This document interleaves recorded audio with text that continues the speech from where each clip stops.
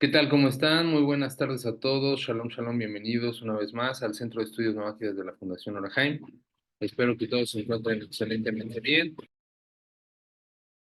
y que podamos estar con un inicio de semana lleno de bendición, todos listos para poder estudiar Torah, para poder estudiar un poco de lo que es los 13 principios de fe de Maimónides. Como es costumbre, siempre mencionamos al principio de las clases que para las personas que nos están viendo por primera ocasión en nuestro canal de YouTube, les recomendamos que vean las clases anteriores, ya que este es un curso que está comprendido de una serie de clases. Esta es la clase número 29 ya que llevamos. Ya estamos a punto de llegar a la recta final de los 13 principios de fe. Por lo tanto, si la persona que está viendo en el canal de YouTube esta clase de manera esporádica, tiene que saber que hay otras 28 clases que concatenan y se unen a esta clase y los invitamos a que los pasen a ver. Al final de este video vamos a dejar la descripción de nuestra playlist para que puedan ver las clases desde el principio. ¿De acuerdo? Hoy nos encontramos iniciando el principio número 9 de estos 13 principios de fe. Recordemos, para refrescar un poco la memoria, que los 13 principios de fe se pueden dividir en tres grandes categorías. La primera categoría habla sobre Dios y su existencia y cómo podemos interpretar, cómo podemos comprender la existencia del Creador. La segunda categoría de principios hacen referencia a la profecía, que es en la que nos encontramos en este momento y estamos ya entrando en la recta final de esta. Y la tercera categoría, que es la que empezaremos con ayuda del cielo al terminar el principio número 9, va a ser la de los principios de recompensa y sanción.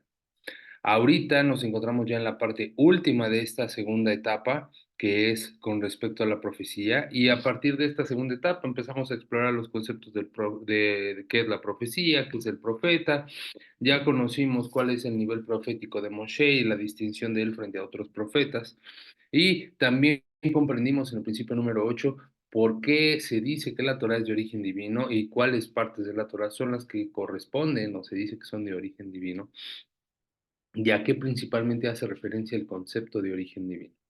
En esta clase vamos a abordar un principio nuevo. Comenzamos un nuevo principio, el cual es importante también comprender a profundidad. ¿Por qué? Pues porque con este va a sentarse la base de por qué la Torah es eterna y que va a ayudar este principio a comprender por qué otro tipo de escritos o testamentos, nuevos testamentos o agregados a este documento, a la Torah, no son aceptables dentro de los cánones del judaísmo, principalmente no por un tema doctrinal o no por un tema de dogmas, sino de manera lógica y racional. Vamos a llegar a esta conclusión, el por qué.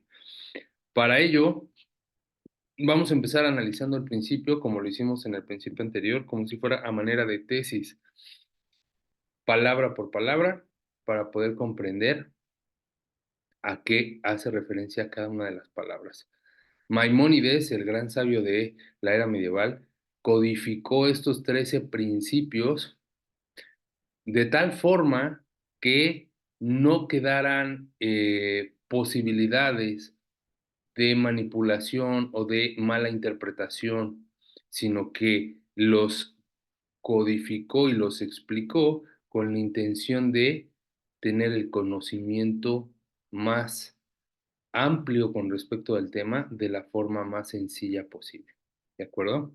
Y el principio número 9 está estructurado de una forma específica que desea cumplir con estos objetivos. Y dice así: yo tengo la convicción certera que la Torah nunca será anulada, cambiada por el Creador, y no se le puede agregar ni quitar absolutamente nada.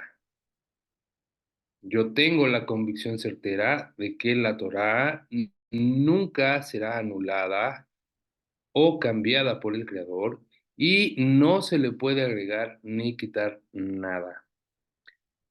Si nosotros leemos de manera inicial este principio, Parecería, a nuestro juicio inexperto, que hubiese alcanzado con que el principio dijera, la Torah es eterna, ¿no? Porque básicamente lo que quiere decir es que la Torah es eterna, ¿no?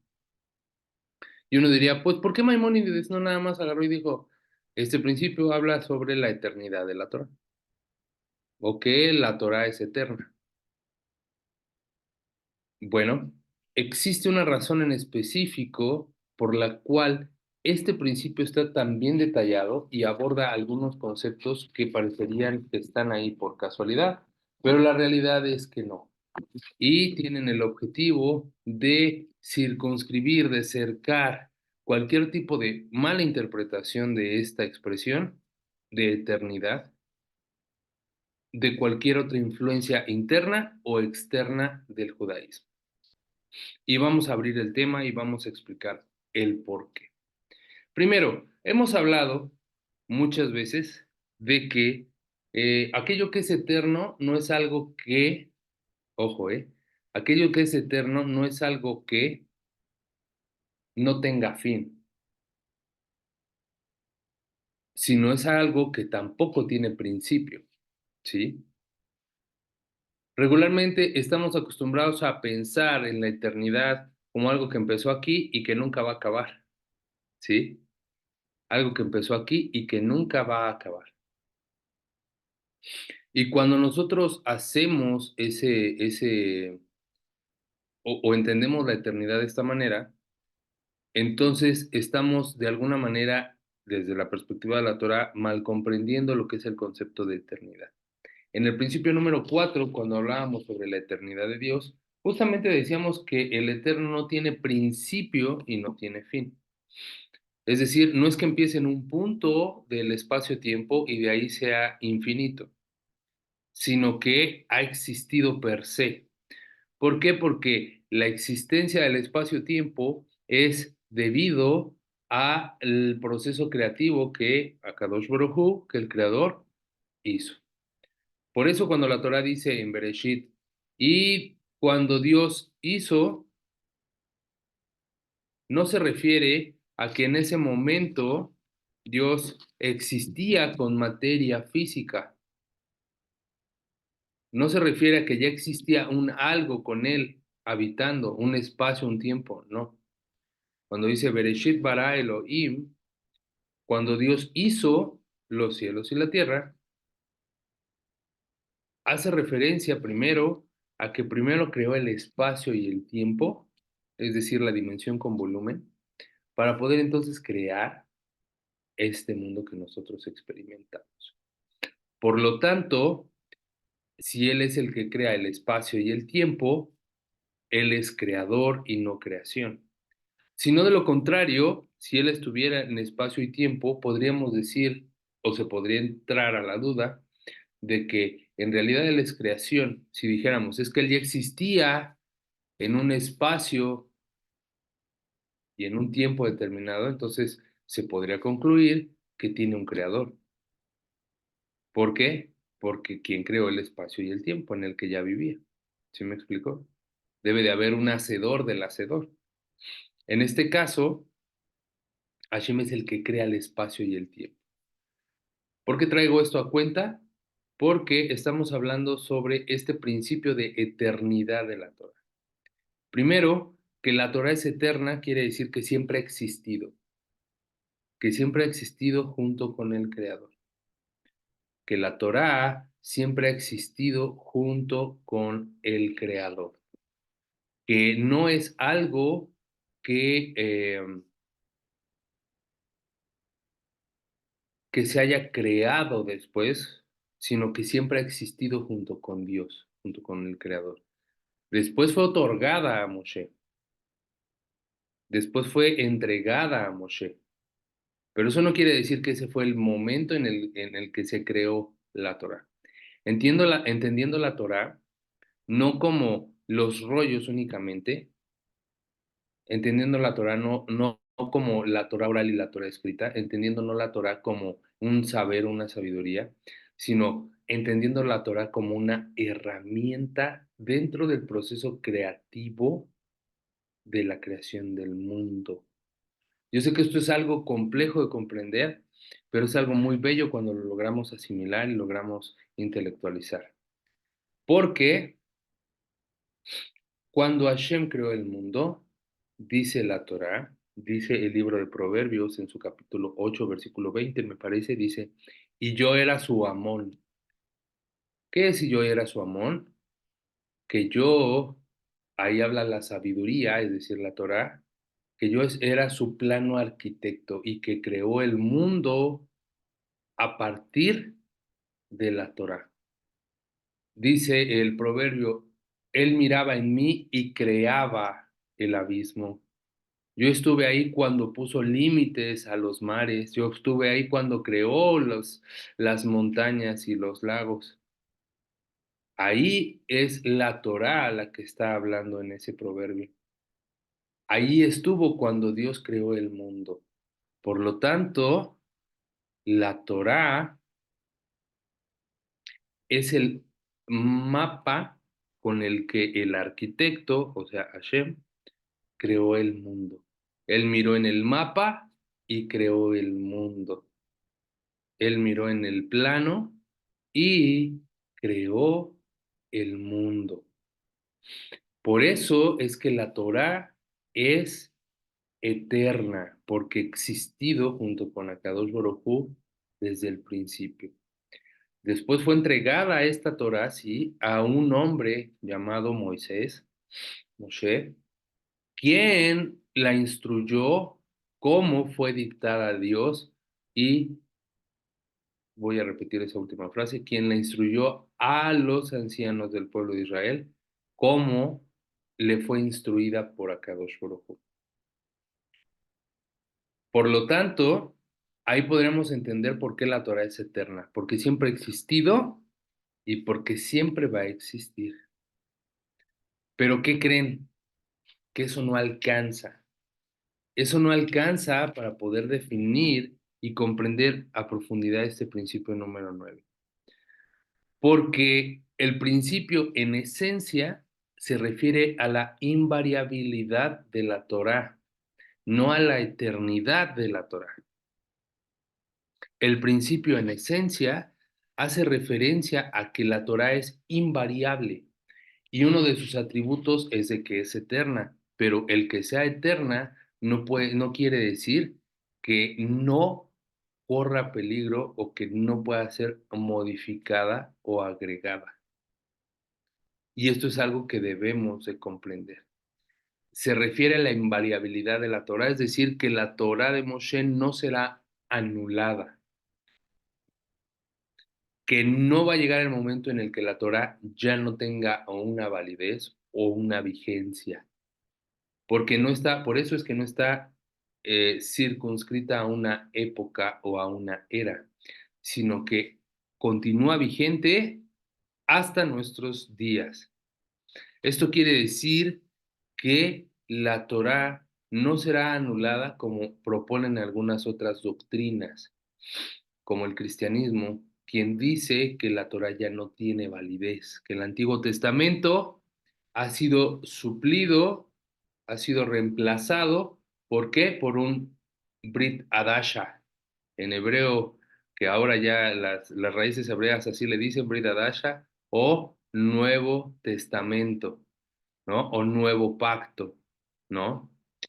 Y han transquiversado la enseñanza para acoplarla a la doctrina católica, apostólica y romana, pero que tienen en fondo los mismos conceptos doctrinales. Pero ese concepto de eternidad no alcanza para poder defender la invariabilidad de la Torah, porque toleraría la posibilidad de sumarle otra. No alcanza para poder defender esta invariabilidad de la Torah, que es la esencia, porque decir que la Torah es eterna no es lo mismo que decir que no se le puede agregar algo más, ¿sí? Como por ejemplo el Nuevo Testamento o el Corán. Habrá corrientes católicas o cristianas que también digan, no, el Antiguo Testamento sí está válido, pero también se le agrega este nuevo libro o este nuevo contenido. Para ello dice, para ello se dice que no será cambiada. Por eso el principio dice, yo tengo la convicción certera de que la Torá nunca será anulada, es decir, que es eterna, que tampoco será cambiada por el Creador, y eso evidentemente incluye a que no, si no es cambiada por el Creador, tampoco puede ser modificada por el hombre, que no será cambiada por el Creador, que no habrá un cambio en ella y que es eterna. Pero esto todavía tolera la posibilidad de agregarle o quitarle cosas. Si yo me quedo únicamente en el enunciado que diga, la Torah nunca será anulada o cambiada por el Creador, toleraría la posibilidad de modificar algún versículo de lo ya escrito. Ah, ok, la Torah es eterna, sí va a seguir vigente. No va a ser cambiada, es decir, no se le pueden agregar nuevos libros, pero toleraría la posibilidad, daría pie a la posibilidad de que de lo que ya está escrito se cambiara, se interpretara de otra forma o se le agregara o se le quitara partes. Para dejar eso a un lado, es por eso que también se dice que nadie le puede quitar o agregar nada. Es decir, que el cuerpo de la Torá, sus 613 preceptos, no se pueden modificar para nada. Los dos primeros, es decir, la eternidad de la Torá y que no pueden cambiársele nada, vienen para proteger la Torá de las influencias externas, es decir, de otros sistemas de religiones, de otros modelos de pensamiento, de otros sistemas doctrinales. Pero la tercera es para evitar la influencia interna, es decir, para evitar que sea modificada por el mismo pueblo de Israel o por el mismo pueblo judío, perdón, que quisiera agregar o quitar en la Torah. Agregar una palabra o quitar una palabra en la Torah. Agregar o quitar, manipular de alguna manera o mutilar el libro de Torah para reformar el cuerpo de la Torah. Es decir, que no es algo cuya vigencia era para cierta época, sino que los preceptos encomendados en la Torá son para todas las épocas, son para todos los tiempos. Y esto también es muy importante de tomar en cuenta. ¿Por qué? Porque en la actualidad habrá dentro del mismo judaísmo algunas corrientes reformistas que indiquen que hay ciertos preceptos en la Torá que son lógicos de no cumplir en aquella época, pero que en nuestra época ya no tienen validez o que no deberían de cumplirse de la misma manera, considerando que los tiempos han cambiado. Por ejemplo, el encender fuego en Shabbat. Algunas corrientes del judaísmo y dicen que era obvio que en la Torá de aquella época se dijera que estaba prohibido encender fuego en Shabbat porque en realidad requería de un trabajo el encender fuego. ¿Por qué? Porque se debía de frotar dos piedras para poder generar una chispa y para poder encender un fuego. Era un trabajo más elaborado que el que hoy agarres la estufa, le prendes al piloto, le haga clic, clic y ¡pum! Prenda, ¿no? Sin embargo, los sabios de la Torá dictaminan que no es que se refiera al trabajo de prender el fuego, sino se refiere, la prohibición de encender fuego hace referencia al acto de encender fuego, no al trabajo que se hace por encender fuego. Y esto también es importante que uno lo entienda, porque cuando uno que llega al monoteísmo a la Torah y de primera instancia, lo primero que la mayoría de las personas quiere hacer es practicar Shabbat, ¿no? Y dicen, no, pues vamos a celebrar Shabbat y vamos a prender velas y vamos a hacer jala y hay que guardar Shabbat como los judíos, entonces ya no hay que hacer ningún trabajo. Y dices, y ahora, si ya no tengo que hacer ningún trabajo, ya no voy a trabajar, ya no voy a trabajar al trabajo, ya no me muevo, ya no hago absolutamente nada, porque hasta el bañarme es un trabajo. Sí, se malinterpreta el concepto de la palabra trabajo, y es cuando se saca de contexto de la explicación, y ya cualquier cosa puede entenderse como trabajo, cuando no es así. Cuando existe una explicación para el mandamiento, y que en este caso hace referencia propiamente a que el encender fuego es para poder hacer un trabajo creativo. Por eso prohíbe la acción de encender fuego, porque el fuego es un catalizador, es un transformador de materia.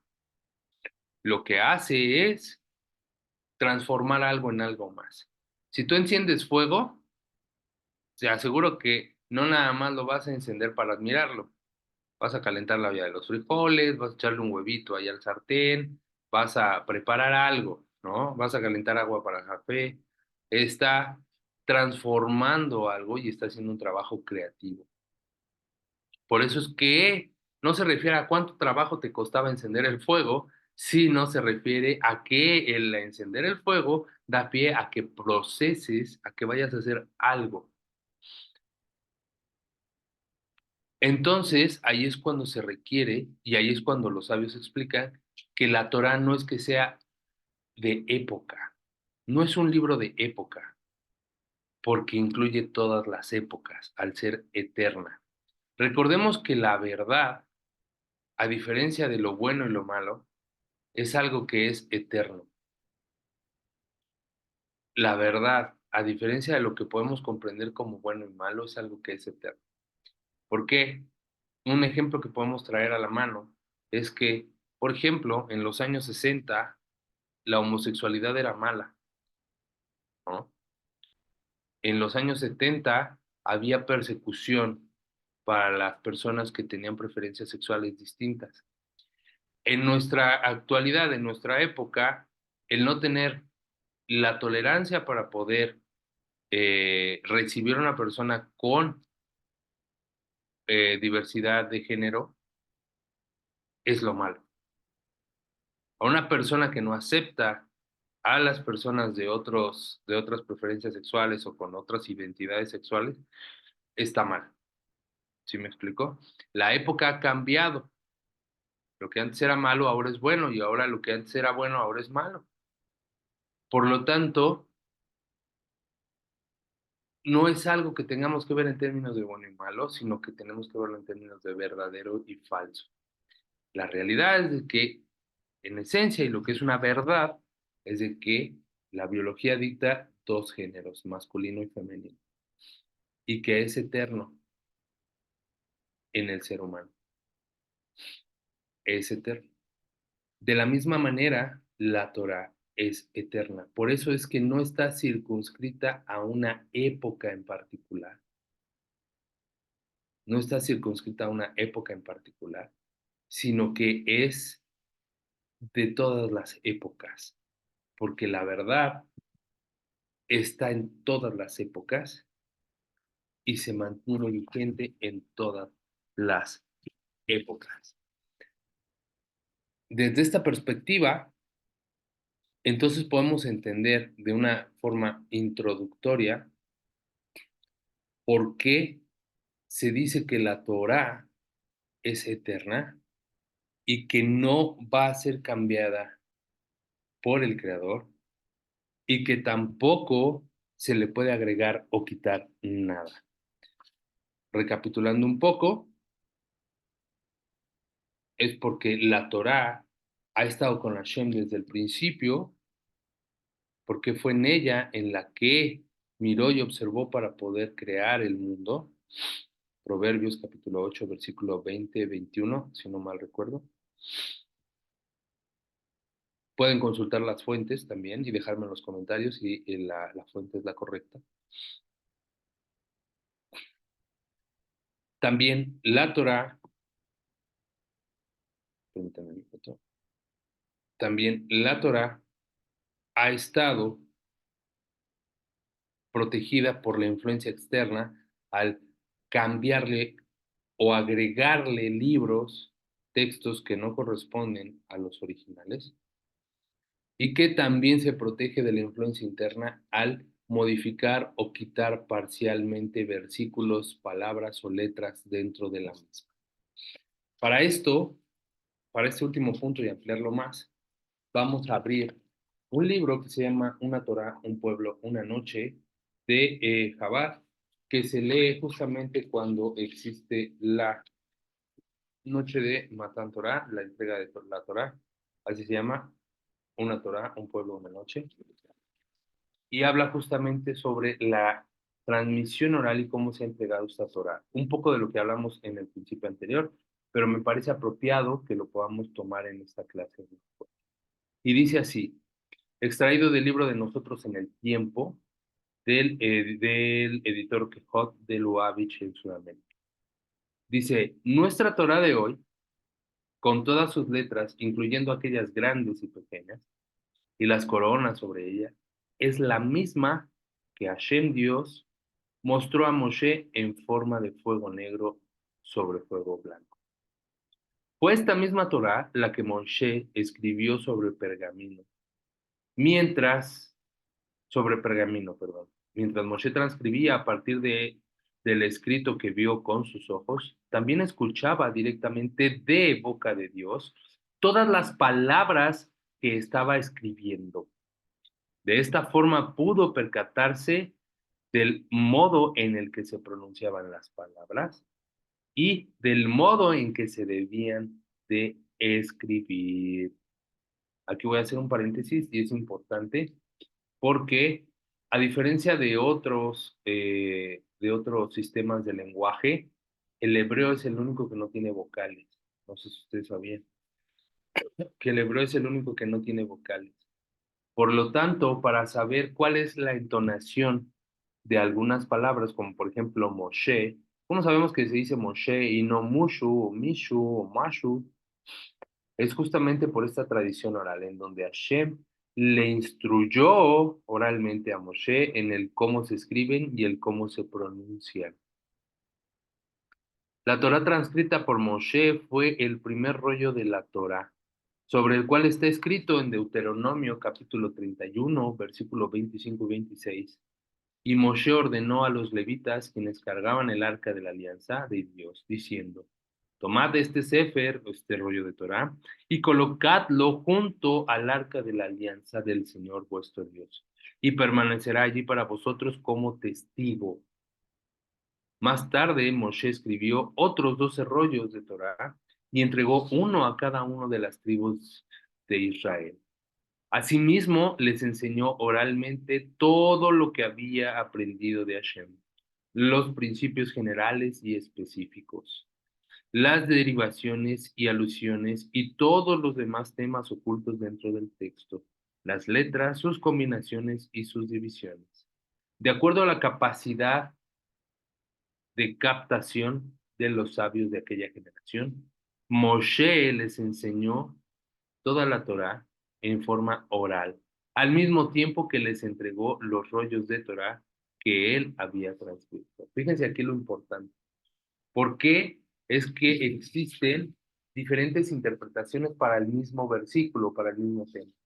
Aquí dice el texto porque Moshe les enseñó de acuerdo a su capacidad de captación. Es decir, que no a todas las personas se les enseña igual. No todas las personas aprenden de la misma manera. No todas las personas tienen la capacidad de comprender de la forma en que comprende una y comprende otra. Hay quienes son kinestésicos, hay quienes son visuales, hay quienes son auditivos. Cada persona tiene un método de aprendizaje distinto y Moshe lo sabía.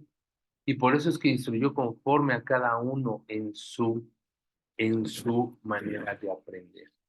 Por eso dice la Torá también, instruye al niño en su camino para que tenga éxito en su adultez.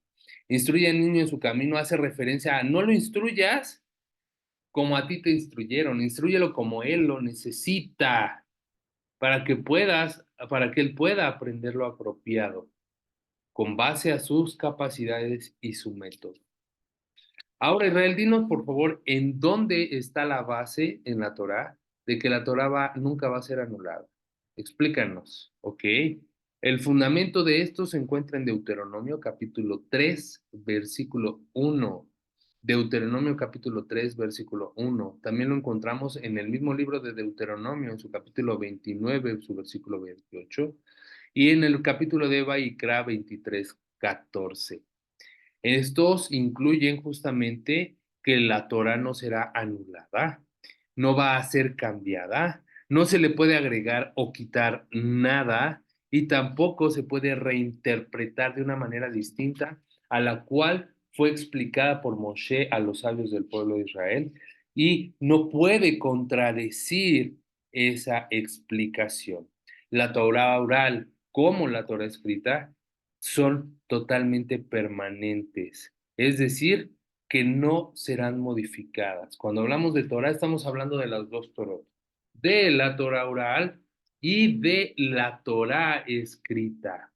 El cambiar la ley de la Torah sería darle poder o sería darle que perdiera el carácter de orden divina, de ley divina. Porque entonces ya no sería la expresión directamente de Akadosh Baruj Hu, sino que sería la reinterpretación del conocimiento del hombre. Y eso es lo que hablábamos en el principio anterior, cuando decíamos qué es lo que a lo que se refiere cuando es de principio divino, es que es la pura expresión del creador, sin interpretación, sin interlocución, sin una asimilación o una intelectualización y una nueva exposición para una explicación, sino que son las palabras de Hashem tal cual Él las quiso decir, tal cual Él las dijo, no como alguien más las entendió, sino tal cual fueron. Por eso es importante comprender que si no se entiende este principio, no podríamos tener fundamentado el principio anterior. Uno se encadena con el otro. La Torah es de origen divino, por lo tanto, la Torah es eterna. Porque si fuera modificada, cambiada parcial o totalmente, perdería este carácter de divinidad y se convertiría en un conocimiento humano, se convertiría en una expresión del intelecto humano y esto ya no permitiría que en realidad dicho documento, dicha Torah, dicha sabiduría fuera de orden divino. Y esto no solo hace referencia a esto, a los 600, a los 187 capítulos del Pentateuco, perdón, ni a los 929 capítulos que incluyen la Torah, la Tanaj, sino a toda la Torah escrita y toda la Torah oral. Es decir, al Talmud, al Midrash, al Zohar, a todos aquellos textos que ya exploramos la clase anterior y que de igual manera tienen esa categoría de inspiración divina. ¿Por qué? Porque están derivados de la expresión de la divinidad de la Torah. ¿Por qué? Porque fueron recibidos por la Mesorá, por la tradición oral, y fueron explicados de generación en generación hasta nuestros días. Y es lo que nos atestigua que lo que hemos recibido aún tiene ese carácter de divino. Por eso no es una ley como cualquier otra ley en cualquier otro país. Por eso es eterna, por eso está vigente. Porque vuelvo a repetir, las leyes cambian conforme a la época, conforme, porque las sociedades cambian y las sociedades cambian conforme al contexto histórico. Y hay que regular con base al contexto histórico, hay que reformar con base al contexto histórico. Hace unos años, lo que era aplaudido en México, por ejemplo, fue el vender el petróleo, expropiar el petróleo de las manos extranjeras al pueblo mexicano. En un punto de la historia se volvió a vender la refinación del proceso del petróleo a la iniciativa privada y ahora se está recobrando de nueva cuenta, por ejemplo, por poner un ejemplo, la refinación y el proceso del petróleo. Anteriormente, como muchos otros ejemplos podemos ver sobre la regulación del Estado sobre algunas empresas que anteriormente eran privadas y que ahora se están volviendo de nueva cuenta de carácter público, porque en su momento se prefirió privatizar para la modernización. Y cada contexto en la historia es distinto y por eso es que cambia, por eso es que evoluciona. Pero la Torá tiene la particularidad de que cuando tú la lees, cuando tú la estudias, no está fuera de época, no está fuera de contexto, está vigente, te está hablando del hoy y del ahora, se aplica a todas las circunstancias de tu vida. ¿Por qué? Porque cumple con ese carácter de verdad.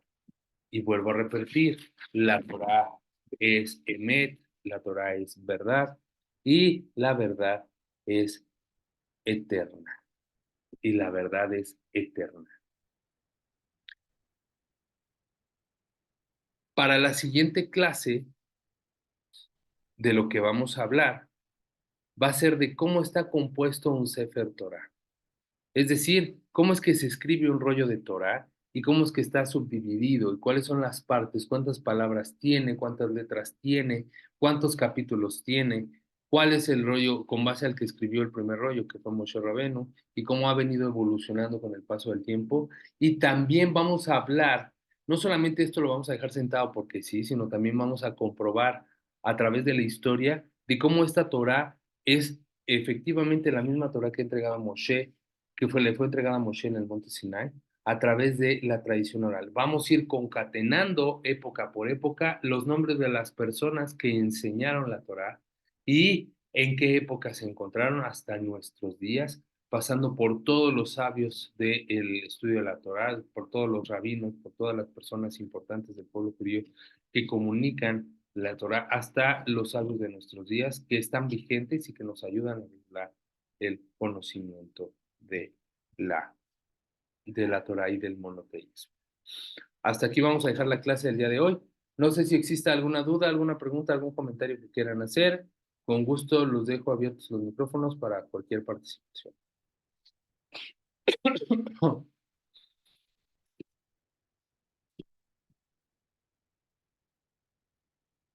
Ok, perfecto. Bueno, pues entonces vamos a concluir con la clase del día de hoy. De nueva cuenta les agradezco mucho que se hayan conectado. Como siempre les deseo que tengan un excelente inicio de semana, que acciones multipliquen bendiciones y que pronto nos podamos volver a ver el próximo domingo todos juntos en esta clase. Muchas gracias a todos, les mando un fuerte abrazo. Antes de terminar la transmisión, les recomiendo que estén al pendiente de en nuestra página de Facebook. Vamos a empezar a tener una nueva sección que se llama Vida Monoteísta los jueves, con ayuda del cielo, espero yo poder transmitir entre 6:30 y 7 de la noche, hora México, para que se puedan conectar por la página de Facebook y nos ayuden a compartir el enlace en sus redes sociales. Ahora sí, muchas gracias a todos, cuídense y shalom, shalom.